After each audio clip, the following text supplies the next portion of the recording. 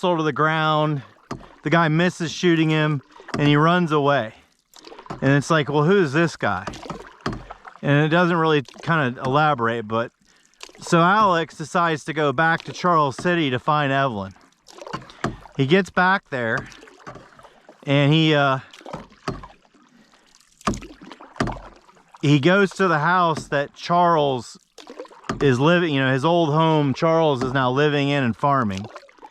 And he throws Charles to the ground because he can hear Evelyn crying in the back room. She's just given birth to a baby. Alex, she wasn't dead. How'd she get back there? Well, she says apparently she ran. Henry kidnapped her and took her back to the homestead with Charlie. And she convinced Henry that while she was pregnant, she wouldn't marry Charlie until after she had the baby. So she somehow delayed him. So, let's see, Charlie gets thrown to the ground somehow. And then Alex goes into the back bedroom. There's a nurse in there. And she's like, you can't be in here, you know, blah, blah, blah.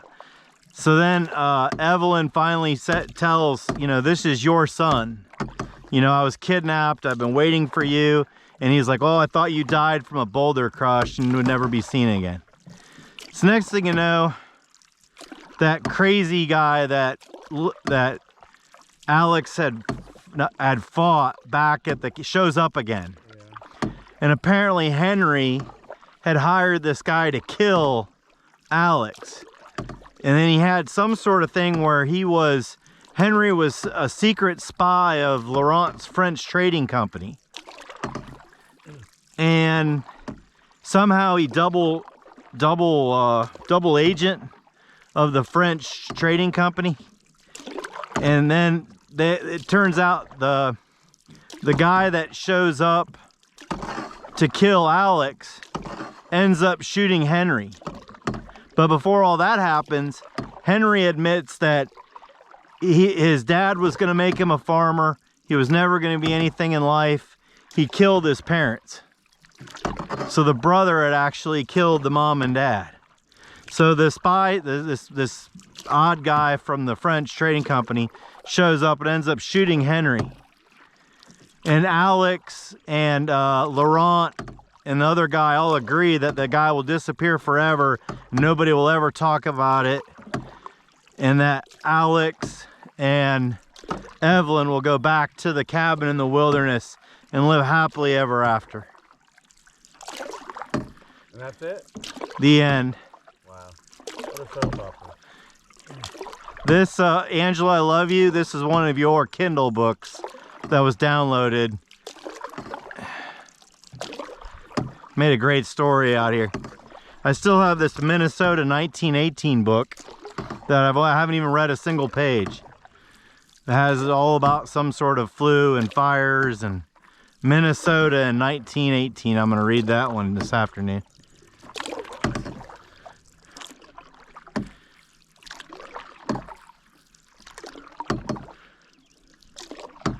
This is like a ghost town through here now.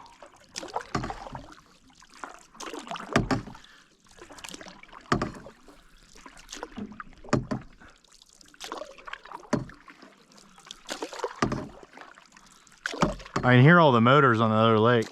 I think I hear them too. Stop having a second.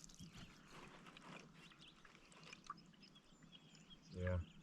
Unless we're hearing a mining operation.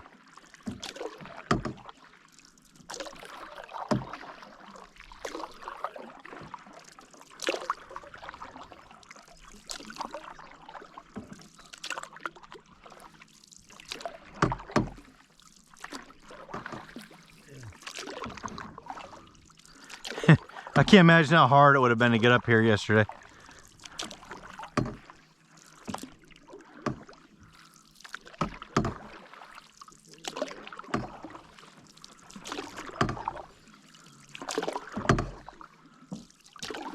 Right in front of us?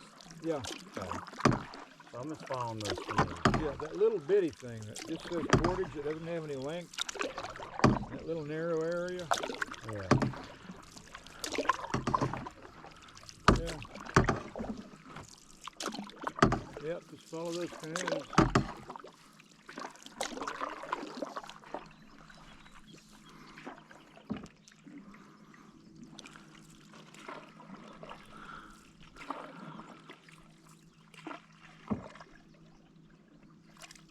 Oh yeah, I can hear motorboats.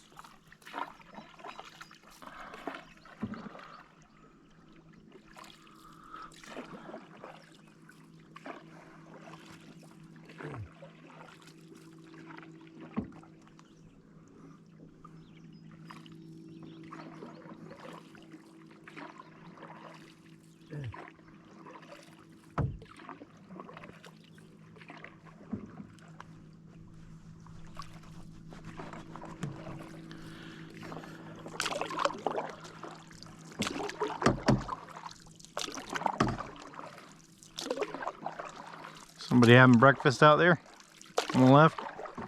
11 o'clock.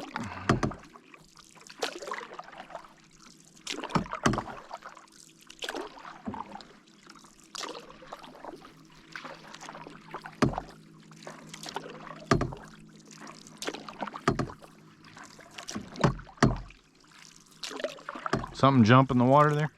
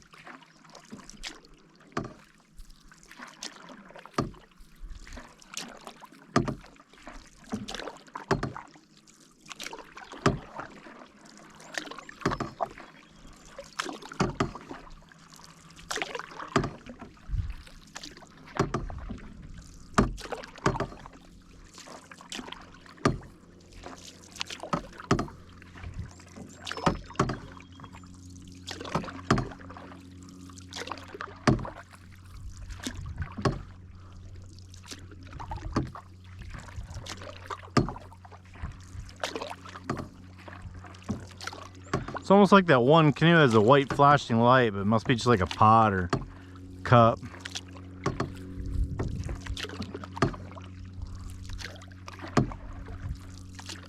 They're farting around, they're just going in circles. So Dad, am I going to the right up here or pretty much straight in here? Straight. Hanging a little left where those canoes are. Okay, that big opening you think? That big space? Yeah. You can't see the opening, it's so tiny. No, I think I can see it. I mean the dirt, I see dirt right behind those canoes. Yeah, Well, yeah, that's the portage. it's down there in the left corner.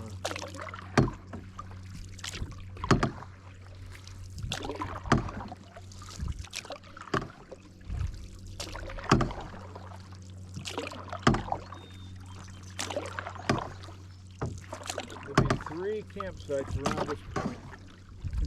There's one right there. 4 campsites on this island.